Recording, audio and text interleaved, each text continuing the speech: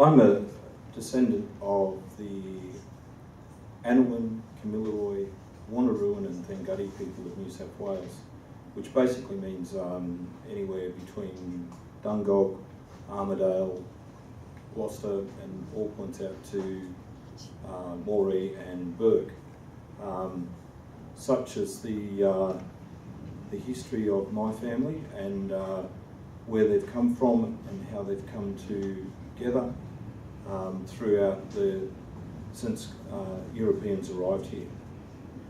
First of all, I'd like to thank our elder for the welcome to country, and I'd like to acknowledge him and the elders present in this community, and also acknowledge our spirit ancestors who have brought us here tonight. I guess my interest in the treaty and sovereignty has really been sort of through my research into Kevin Gilbert, the Aboriginal poet, and I've prepared a paper basically to sort of frame my ideas and what I found when I examined his treaty, and what questions arose from my research. So I'll be quick. 31 years ago, the Aboriginal activist, poet, the late Kevin Gilbert, drafted a treaty. This document was remarkable because it framed for the first time the suzerainty of Aboriginal Australia in modern terms. And in so doing, he gave birth to the idea of the Aboriginal nation state, which directly challenged the sovereignty of Australian settler society. The timing of this document was significant because the concept, once in the public domain, spread like wildfire throughout Aboriginal Australia in the lead up to the 1988 bicentenary. As a result, it has been at the bedrock of the Aboriginal position ever since. However, Australian governments have never been able to suppress the notion of Aboriginal sovereignty, nor the concept of black nation statehood, instead opting for a blanket policy of denial. However, whilst black demands for recognition of Aboriginal sovereignty and for the Commonwealth to enter into a treaty-making process with Black Australia has entered into the lexicon of the Aboriginal government relations, little progress has been made. A third demand, of course, is compensation.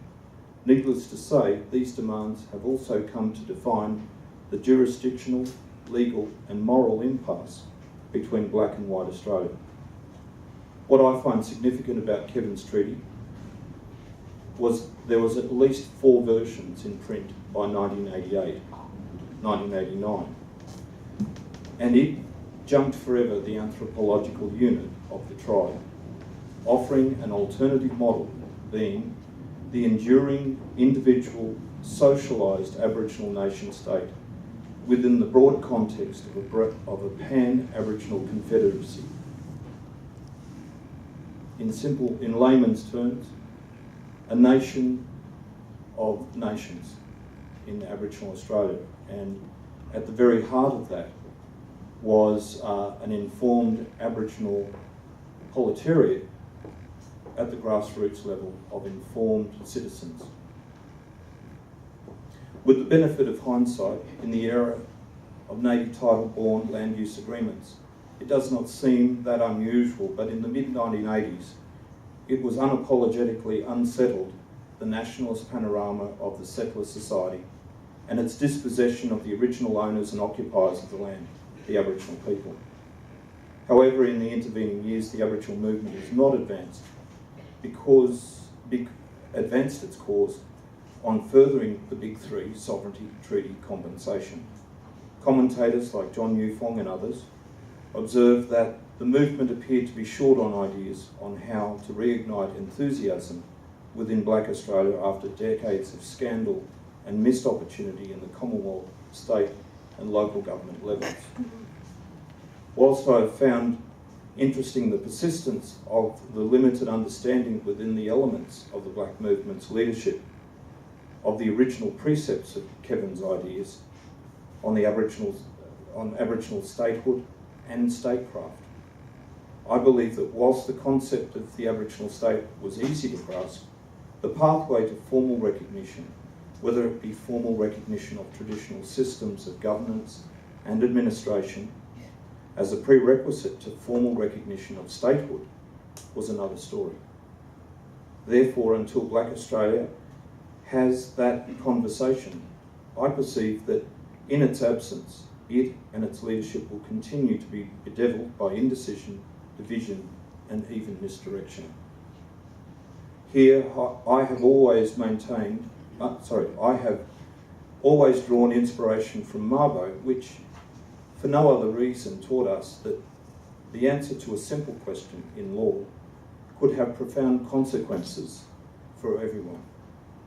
For example, in 2013, at a University of Sydney public lecture, an Aboriginal woman from the community asked Mick Gooder, who was then on the Constitutional Recognition Committee, what are you doing about Aboriginal sovereignty?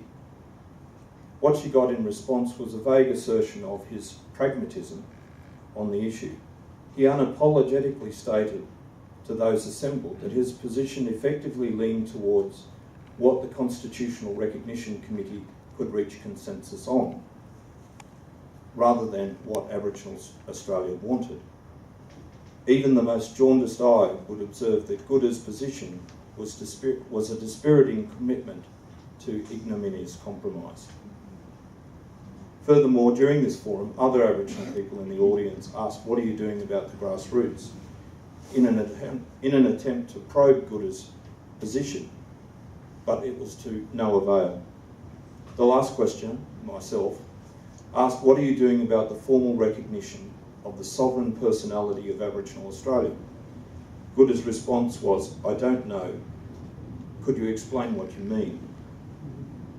What I found disturbing in this exchange was not the fact that Gooder, a member of the Constitutional Committee, was not familiar with the concept, but the fact that so many lawyers in the audience evidently did. About 2/3 of the room nearly snapped their necks of turning around to see who asked the question. The question I now ask is, why has not one lawyer in the country made any meaningful contribution to the public debate about the issue since 1992? I suspect that the interests of professional self-preservation within the academy, and I say this of academics, and the legal profession, could be forgiven for mistaking the silence for mute fencity, patiently waiting for the chips to fall before entering the debate, presumably on the winning side.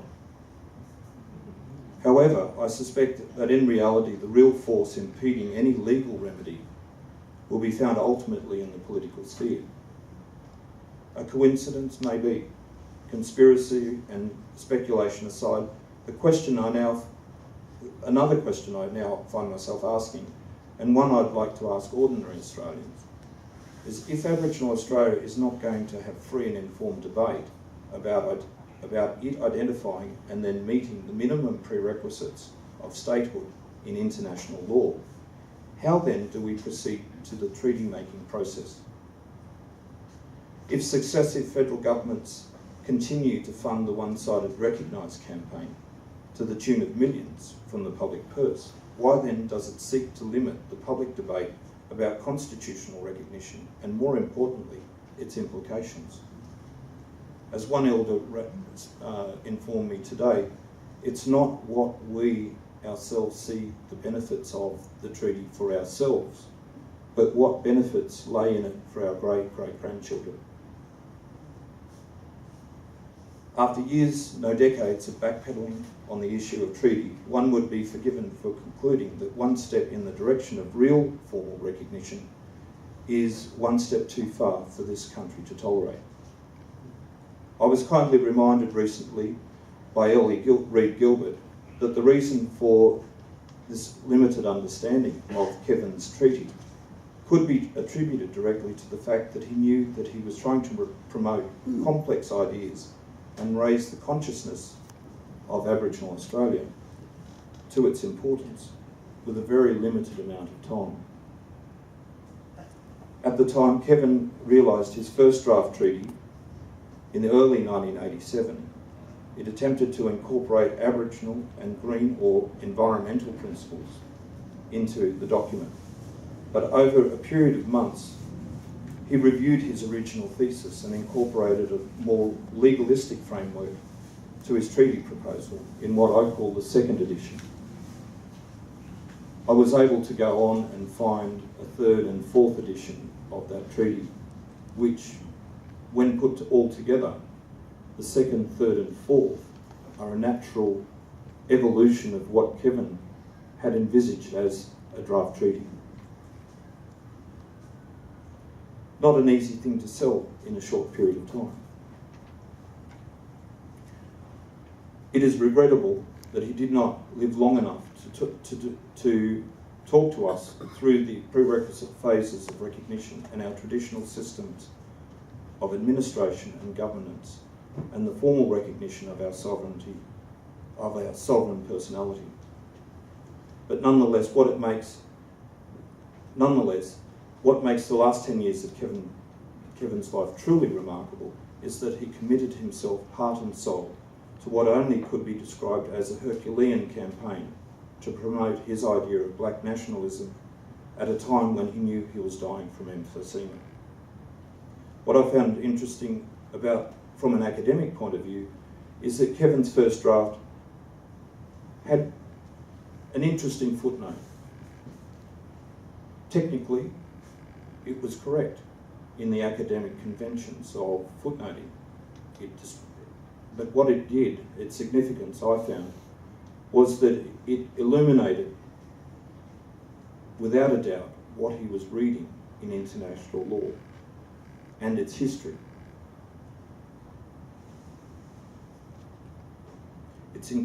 And it enabled him to throw open what he did with that understanding and that knowledge.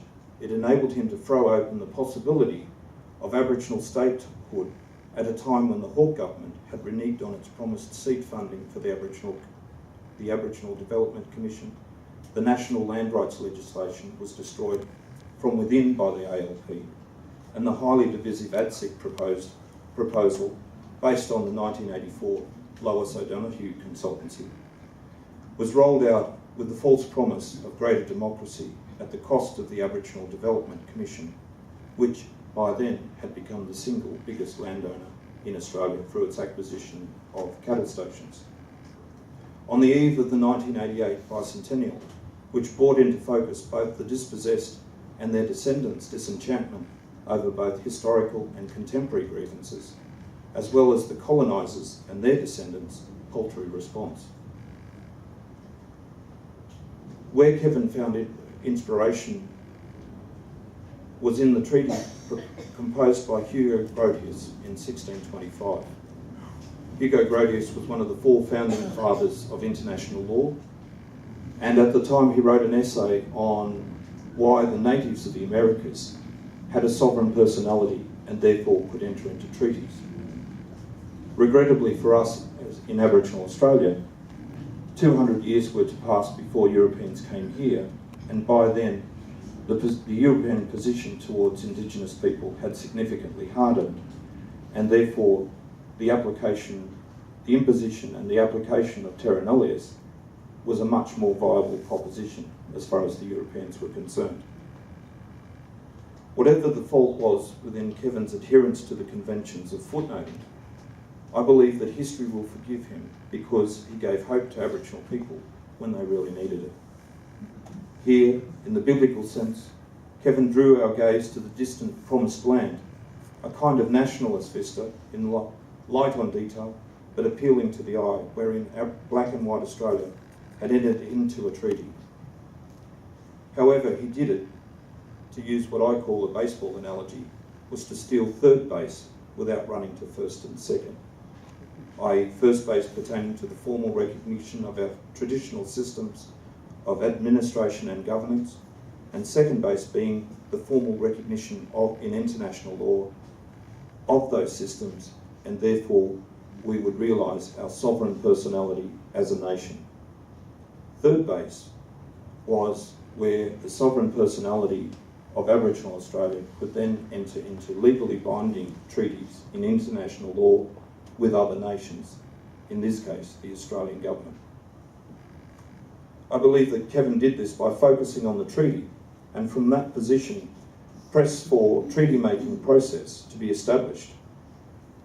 It has been hotly contested ever since, and it is my assertion that Kevin, as a black nationalist, denied recognition of the domination of Anglo-Australia that it afforded itself in 1788 and afterwards, by asserting that a sovereign people, us, the Aboriginal people, not only preserved their systems of governance, but still possessed its sovereign personality. And by doing so, it demanded Anglo-Australia enter into a treaty-making process.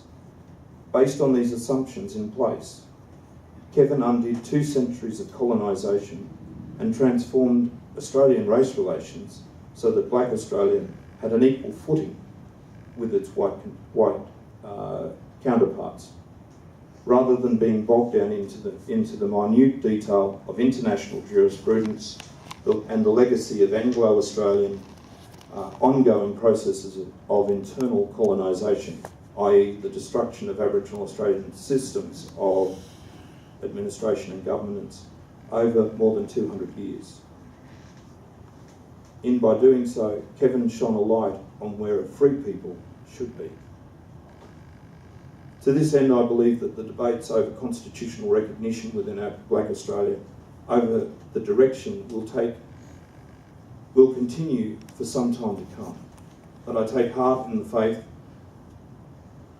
I take faith in Aboriginal people being true masters of their own destiny.